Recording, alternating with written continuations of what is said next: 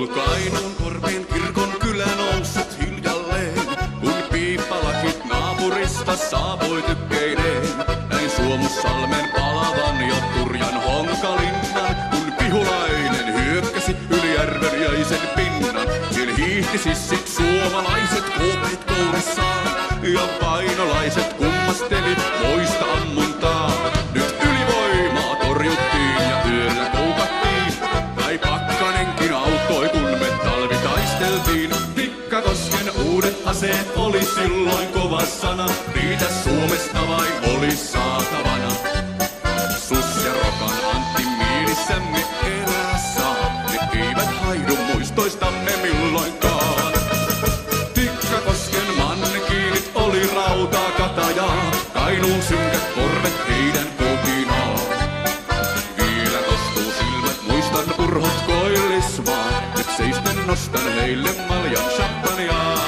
Hei!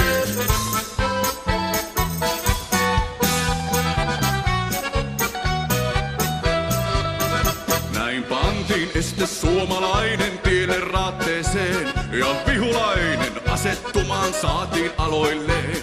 Ei paenneet nuo jäätyneet, ol kova pakkastalvi, vaan seisoivat ja katsoivat, miten paloi Suomussalmi. Vain savu leijui yllä kylän tuhkaks palaneen.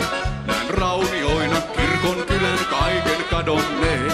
Mut loppu hyvin, kaikki hyvin, Suomi säästettiin, ja ritariksi vielä joku sankar leivottiin. Tikkakosken uudet aseet oli silloin kova sana, niitä Suomesta vain oli saatavana.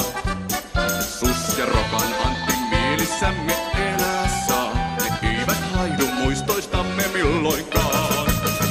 Tikkakosken mannekiinit oli rautaa katajaa, Kainuun synkät korvet heidän kotinaan.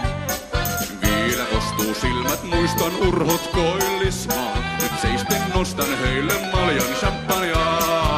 Ja vielä kostuu silmät, muistan urhot koillismaa, nyt seisten nostan heille maljan champagnea.